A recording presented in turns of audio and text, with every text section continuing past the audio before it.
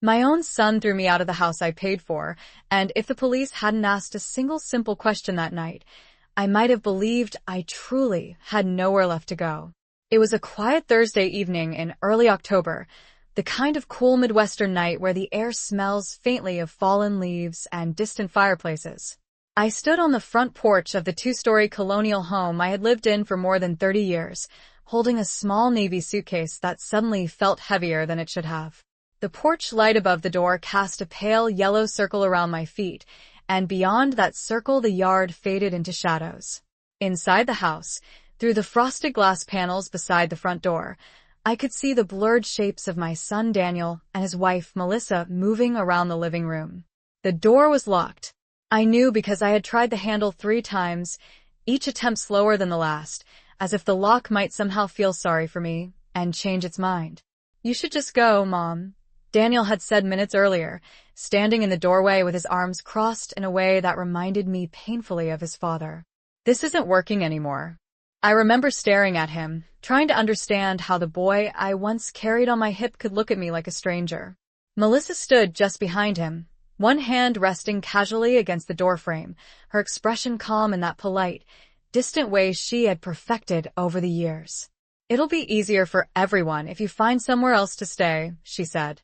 Her voice was soft, but it had the finality of a decision already made. The words hung in the air like frost. I didn't shout. I didn't argue.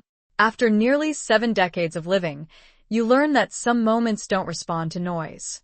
I simply picked up the small suitcase I had packed earlier that afternoon, stepped outside, and listened as the door closed behind me with a quiet, decisive click. The porch boards creaked faintly beneath my shoes as I shifted my weight. Across the street, a porch swing moved gently in the evening breeze, its chains squeaking every few seconds. Somewhere down the block a dog barked once, and then fell silent. It was strange how ordinary the neighborhood looked, while my entire life felt like it had been folded up and placed inside the suitcase beside my feet.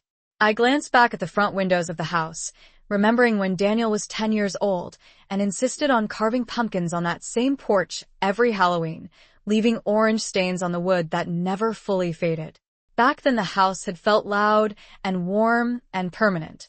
Now it looked like someone else's home entirely. I had just started to wonder how far the nearest motel was when a pair of headlights slowly turned the corner at the end of the street.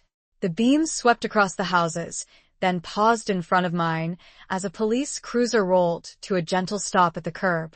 A tall officer stepped out and adjusted his radio while looking toward the porch. "Evening, ma'am," he said politely as he approached the steps. "We received a call from a neighbor who was concerned." I nodded faintly, not trusting my voice yet. The officer glanced from my suitcase to the locked door behind me, then back to my face. His partner remained by the cruiser, speaking quietly into the radio. After a moment, the officer asked a question so ordinary that it barely seemed important at the time. "Ma'am," he said, tilting his head slightly, "can you tell me who owns this property?" For a few seconds, I simply looked at him, feeling the night air brush against my cheeks. Inside the house, a light switched on in the hallway. Melissa's silhouette moved past the window. And in that quiet moment on my own porch, I realized that the answer to that simple question was about to change everything. For a moment, I did not answer the officer. The question seemed too simple compared to the weight of everything that had just happened. Who owns this property? I looked at the front door of the house again. The same white door Daniel had painted with his father 15 years earlier, during one of those long summer weekends when Robert insisted on fixing everything himself instead of hiring someone. The brass handle caught the porch light and glowed softly. That door had been opened thousands of times over the years for birthday parties, Thanksgiving dinners, and neighbors stopping by with homemade pies. Now it stood closed to me as if I had never belonged there at all. The officer waited patiently, the way people do when they sense that the answer to a simple question might not be simple at all. Before I could respond, the door suddenly opened again, and Daniel stepped onto the porch. Melissa followed closely behind him, folding her arms as if she were bracing against the cool October air. Daniel tried to smile at the officers, but it was the tight kind of smile that never reaches the eyes. He spoke quickly, almost too quickly. He explained that there had been a misunderstanding, that his elderly mother had become upset earlier in the evening and decided to leave for a while. He said it in the same careful voice he once used when explaining to his elementary school teacher why he had forgotten to bring his homework. Melissa nodded beside him, her expression calm and composed, the way it always was when she believed she had control of a situation. The officer listened without interrupting, his eyes moving slowly from Daniel to me and then back again. I could see that he had done this kind of work long enough to recognize when a story had missing pieces. The second officer walked up the steps and stood beside his partner, glancing briefly at the suitcase by my feet. Melissa spoke again, this time a little more firmly. She said the house belonged to Daniel now, that his father had intended for it to pass to him, and that the family was simply trying to make arrangements that would be better for everyone.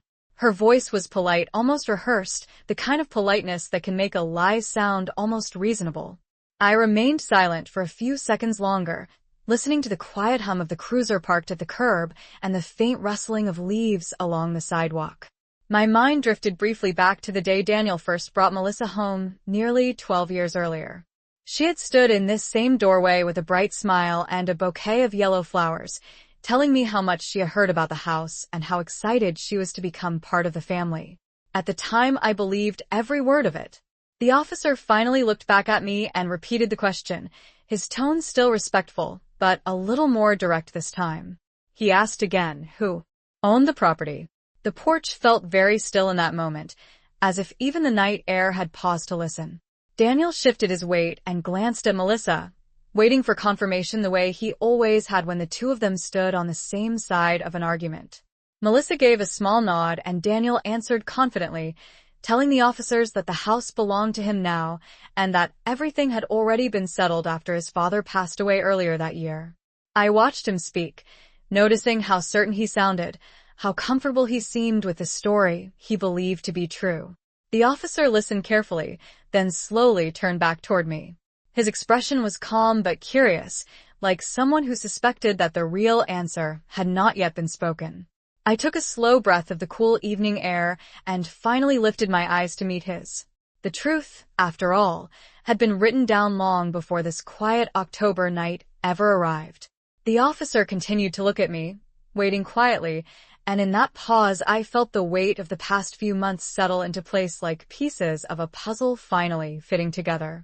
After my husband Robert passed away earlier that spring, the house had become far too quiet. For more than 3 decades it had been filled with the ordinary sounds of family life, the clatter of dishes in the kitchen, the low murmur of evening television, Robert humming softly while he fixed something in the garage. When he was gone, the silence felt larger than the rooms themselves. Daniel had called me the very next week, his voice gentle and concerned, saying that he and Melissa thought it would be better if they moved in for a while. He said the house was too big for one person and that they wanted to help take care of things around the property. At the time, I believed he meant it. I remember the afternoon their moving truck pulled into the driveway, the sun bright on the freshly cut grass, Melissa stepping out of the passenger seat with a cheerful smile, as if she were arriving for a holiday visit instead of settling into someone else's home. For the first few weeks, everything seemed normal. Daniel repaired the loose railing on the back deck and replaced a broken light fixture in the hallway. Melissa reorganized the kitchen cabinets and said she wanted to make cooking easier for all of us. I told myself that the house felt alive again. But small things began to change slowly, almost quietly enough that I could have ignored them if I wanted to. Melissa started making decisions about the house as if it belonged to her. Furniture moved from one room to another, without anyone asking my opinion. Boxes appeared in the hallway filled with old photo albums and decorations that had once been displayed on the shelves. She said she was only trying to declutter, that modern homes looked cleaner with fewer personal items. Daniel began spending more evenings in the living room with her, speaking in low voices that stopped whenever I walked in. At first, I assumed they were discussing work or planning their own future together. Then one evening, I overheard Melissa mentioning the possibility of selling the property because the land alone was worth a great deal in the current housing market. Daniel did not argue. Instead, he said they needed to be patient and handle everything carefully. I remember standing in the kitchen doorway holding a mug of tea that had already gone cold, realizing that the conversation had nothing to do with helping me at all. Over the following weeks, the house began to feel less like my home and more like a place where I had to ask permission for ordinary things. Melissa replaced the old family calendar on the refrigerator with a new digital planner on her tablet. She said it would help everyone stay organized. The guest bedroom where Robert's sister used to stay during holidays was suddenly turned into Daniel's home office. My gardening tools disappeared from the shed one afternoon and reappeared neatly stacked in the garage with a label that read storage. None of these changes seemed dramatic on their own, but together they created a quiet message that was impossible to ignore. By the time October arrived, I understood that Daniel and Melissa were no longer visiting my home. In their minds, they were preparing to take it over. Standing on the porch that night with the officers waiting for an answer, I realized that the certainty in Daniel's voice came from months of believing that everything had already been decided. The only problem with that belief was that neither of them had ever actually seen the documents Robert signed before he died. Robert had never been careless with paperwork. That was something anyone who knew my husband understood very quickly. He believed that a person's intentions meant little if they were not written down clearly and stored where they could be found when it mattered. For nearly 40 years, he worked as a project manager for a construction company in Columbus, and during that time, he developed a habit of documenting everything from property taxes to appliance warranties. Our home was not just a place where we lived. It was the result of decades of careful planning, mortgage payments, and weekend repairs that Robert insisted on doing himself. I could still picture him standing on a ladder in the backyard one summer afternoon, measuring the angle of the new deck railing while Daniel held the toolbox below and complained about the heat. Robert believed that when you built something slowly and honestly, it deserved to last longer than the problems that might appear later. A few months before his heart gave out that spring, Robert asked me to drive with him to the office of our family attorney, a quiet brick building about 15 minutes from the house. I remember thinking it was just another routine update to the will, the sort of practical task Robert handled every few years. The attorney, Michael Carter, greeted us in a conference room with a large oak table and tall windows that overlooked a parking lot filled with early afternoon sunlight. Robert spoke calmly as he reviewed several documents with Mr. Carter, occasionally turning toward me to explain something in that patient voice he used whenever he wanted to be certain I understood. At one point, he placed his hand gently over mine and said that the house would always be my home no matter what happened in the future. I laughed at the time and told him he was worrying too much because Daniel would always look after his mother. Robert smiled, but there was something thoughtful in his expression, as if he understood that life could become complicated in ways we could not always predict. The papers were signed that afternoon and placed neatly into a folder that Mr. Carter promised to keep on record. When we left the office, Robert seemed relieved, as though he had finished an important responsibility. I did not think much about that visit afterward. When someone you love has been beside you for more than 3 decades, you assume there will be plenty of time to talk about practical matters later. But later never arrived. By the time summer ended and Daniel and Melissa had settled into their new routines inside the house, the memory of that quiet afternoon at the attorney's office had faded into the background of my mind. Now, standing on the porch while the officers waited for an answer, that memory returned with surprising clarity. I remembered the way Robert had carefully straightened the stack of papers before sliding them across the table to be signed. I remembered the way he had looked at me when he said the house would always remain mine. And suddenly I understood that the certainty in Daniel's voice came from assumptions that had never been confirmed. He believed the house belonged to him simply because he was Robert's only son. Melissa believed the same thing because she had repeated that story often enough that it sounded true. But Robert had never been a man who trusted assumptions. Everything he intended for the future had been written down months before anyone imagined that this quiet October night would ever happen. The officer's questions still lingered in the cool air of the porch, while Daniel stood beside the open door with the confidence of someone who believed the matter had already been settled. Melissa remained just behind him, her posture straight and composed, the porch light reflecting softly in her eyes. She had always been very good at presenting certainty, even when the facts had never truly been tested. The first officer shifted his weight slightly and looked between us again. "Sir," he said politely to Daniel, Do you have any documents that confirm that? Daniel hesitated for the first time that evening. It was only a small pause, but after raising a child you learn to recognize those moments when their certainty begins to thin. He cleared his throat and explained that his father had always intended for him to take responsibility for the house.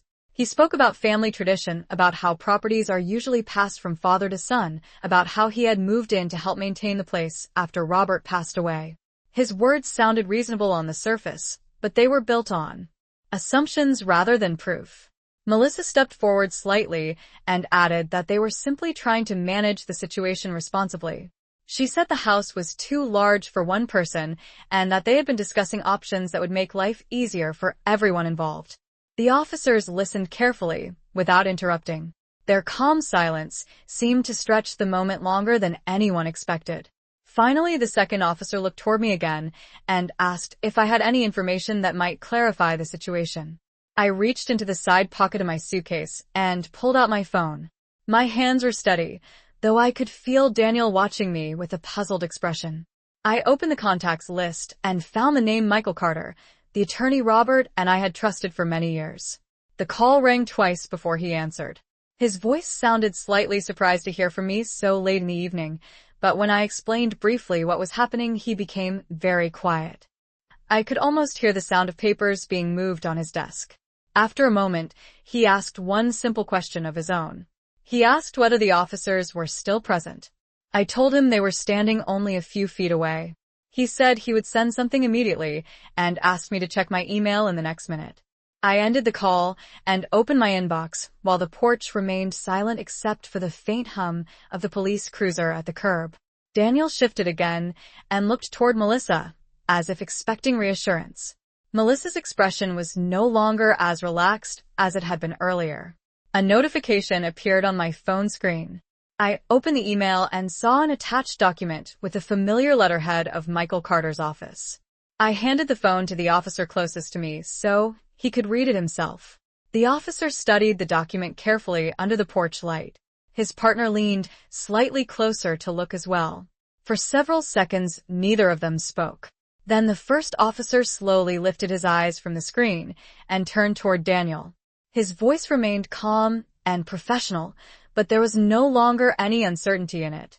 He explained that according to the official property records and the signed transfer filed earlier that year, the legal owner of the house was not Daniel at all. The owner of the property standing behind that white front door was me. The words seemed to settle slowly across the porch, like the cool night air. For a few seconds Daniel did not react at all. He simply stared at the officer as if he had misunderstood what was just said. Melissa's posture changed first. The calm confidence she had carried earlier faded from her expression, replaced by the careful stillness of someone recalculating a situation that had suddenly shifted in an unexpected direction. The officer handed my phone back to me and spoke in the same measured tone he had used since arriving. He explained that the document sent by the attorney matched the county property records, which clearly listed me as the legal owner of the home. He also mentioned that removing the owner of a property without proper legal procedure could create serious complications. Daniel looked from the officer to me and then toward the doorway behind him, as if the familiar rooms inside might somehow confirm the version of the story he had believed for months. "That cannot be right," he said quietly, though the certainty that had been in his voice earlier was gone. Melissa stepped forward and tried to speak with the same calm authority she had used before. She explained that Robert had always talked about leaving the house to Daniel and that everyone understood it would eventually become his responsibility. The officer nodded politely, but repeated that what mattered in this situation was the official documentation that had been filed earlier that year. Assumptions about future plans were not the same as legal ownership. The porch remained quiet after that explanation. Across the street, a porch light switched off as one of the neighbors returned inside, satisfied that the situation was being handled. I looked past Daniel into the living room where the familiar sofa and the old oak coffee table still sat exactly where Robert had placed them years ago.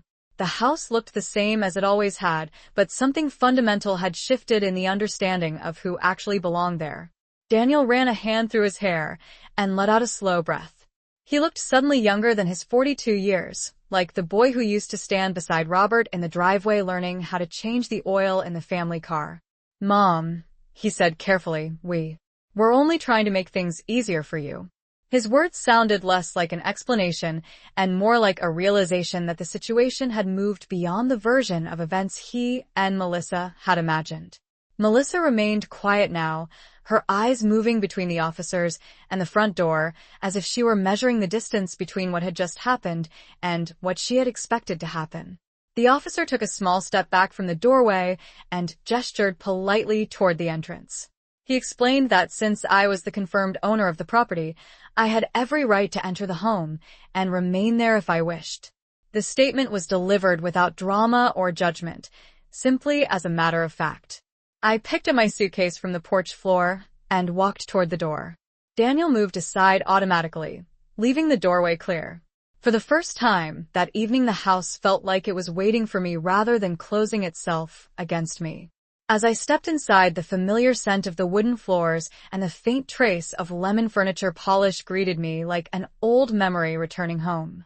Behind me, the officers remained on the porch, quietly observing while the understanding that had been missing all night finally settled into place. I stepped into the living room slowly, setting my suitcase beside the old oak coffee table while the quiet of the house settled around me again. For a moment, no one spoke. Daniel remained near the doorway behind me, his shoulders tense as if he was trying to understand how the evening had unfolded so differently from what he had expected. Melissa stood a few feet away in the hallway, her arms crossed tightly, her eyes moving around the room with the careful attention of someone studying a place she had believed was already hers. The officers lingered just inside the entrance, not interfering, simply ensuring that everything remained calm now that the facts were clear. I walked across the living room and rested my hand on the back of the sofa Robert and I had bought nearly 20 years earlier during a sale at a furniture store outside Dayton. I remembered how proud Robert had been when we carried it through the front door together, laughing because we had misjudged the angle of the hallway and had to turn it 3 different ways before it finally fit. Memories of small, ordinary moments like that seemed to rise from every corner of the house. Daniel watched me quietly. His expression was no longer defensive or certain. Instead, it looked unsettled, as if the foundation of the story he had believed for months had suddenly shifted beneath him. "Mom," he said again after a long pause, "we thought this was what Dad wanted." His voice sounded tired now, less like an argument, and more like a confession that the assumptions he and Melissa had built everything on were never actually confirmed. I turned toward him and spoke calmly, not with anger, but with the steady patience that comes after years of understanding how families can misunderstand one another. I explained that Robert had indeed thought carefully about the future of the house, but that he had also believed stability mattered more than expectation. The property had been transferred legally to me months before his passing because he wanted to make certain that no one could force me out of the place we built together. Melissa shifted slightly in the hallway, her expression tightening as she absorbed those words. She opened her mouth as if to respond, then seemed to think better of it. The officers exchanged a brief glance with each other, clearly recognizing that the situation had moved beyond their involvement. One of them cleared his throat politely and said that now that ownership had been clarified, there was no further reason for them to remain unless anyone felt unsafe. I assured them that everything was under control. They nodded and stepped back toward the front door. As they walked down the porch steps, the cruiser lights reflected briefly across the windows before fading into the quiet street again. When the door closed behind them, the house felt still, but not the uncomfortable silence that had existed earlier. This time it felt like the calm that comes after a storm has passed. Daniel looked around the room slowly, noticing the photographs on the shelves and the framed picture of Robert hanging above the fireplace. It was as if he was seeing the house not as an opportunity or a plan, but as the history it truly represented. Melissa finally lowered her arms and glanced toward the staircase, the confidence she once carried now replaced with uncertainty about what would happen next. I stood near the center of the room and realized that the house felt exactly the way Robert had promised it would on that quiet afternoon in the attorney's office. It still belonged to the person who had lived inside its walls all these years. Daniel remained standing near the doorway long after the officers had driven away, his eyes moving slowly across the living room as if he were seeing the house through an entirely different lens for the first time. The quiet inside the house felt different now. Earlier it had been tense and uncertain, but now it carried the steady calm of a truth that had finally been spoken aloud. I walked over to the side table near the window and switched on the small lamp Robert used to read beside every evening. The soft light filled the room, warming the familiar shapes of the furniture and photographs. For a moment no one said anything. Melissa shifted her weight in the hallway and glanced toward Daniel, clearly expecting him to say something that would restore the certainty they had carried earlier that night. But Daniel only looked down at the wooden floor for a few seconds before speaking again. His voice was quieter this time, almost careful. He said that he had believed the house would naturally become his responsibility after Robert passed away. He explained that Melissa had encouraged him to start planning for the future because the property had grown valuable over the years and the neighborhood had changed a great deal since the house was first built. I listened without interrupting, understanding that he was trying to piece together a version of events that made sense of what had just happened. I told him gently that planning for the future is not wrong, but that planning without the full truth can lead people in directions they never intended to go. Robert had never been a man who relied on tradition alone. He believed in clarity, and that was why he had arranged the documents the way he did months before his passing. Melissa stepped forward from the hallway then, her expression thoughtful rather than defensive now. She said she had only been thinking about practical matters such as property taxes, maintenance costs, and how large homes can become difficult for older people to manage alone. Her tone sounded less certain than it had earlier, as if the reality of the situation had softened the arguments she once believed were solid. I nodded slowly and walked toward the fireplace where Robert's framed photograph rested on the mantel. In the picture, he was standing in the backyard beside the maple tree he planted the year Daniel graduated from high school. He looked exactly the way I remembered him, calm and steady, the kind of man who built things meant to last. I told Daniel that his father loved him deeply and always wanted him to succeed, but that love does not mean handing over responsibility before the time is right. Sometimes it means protecting what has already been built so it cannot be taken apart by misunderstandings. Daniel followed my gaze to the photograph and stood silently for several seconds. The living room felt smaller in that moment, not because the space had changed, but because the truth had brought everything into sharper focus. Melissa finally lowered her eyes and looked around the room again, as if realizing that every shelf, every chair, and every photograph represented decades of a life that existed long before she arrived.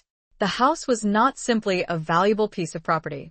It was the record of a family's history, one that could not be rewritten simply because someone assumed they knew how the story would end. I stood quietly in the living room for a long moment after our conversation ended, letting the silence settle naturally around us.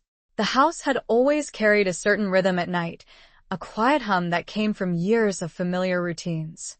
The refrigerator motor would start softly in the kitchen, the wooden staircase would creak slightly as the temperature cooled, and the old clock near the hallway would tick with steady patience. That rhythm was still there, unchanged, as if the house itself had been waiting for the truth to return to its proper place. Daniel finally walked farther into the room, his footsteps slower than they had been earlier that evening. He stopped near the bookshelf where Robert used to keep a small collection of travel guides from trips we had taken decades ago. Daniel picked one up absent-mindedly, turning it over in his hands without really looking at it. When he spoke again, his voice sounded different, no longer filled with assumptions or quiet frustration. Instead, it carried the careful tone of someone who was beginning to see the full picture. He said he had not realized how many decisions had been made before Robert passed away. He admitted that he had believed the house would eventually become his simply because he was the only child. Melissa remained near the hallway, but her posture had softened. The tight certainty she once carried replaced with a thoughtful quiet. She looked around the room again, noticing details she had probably overlooked before.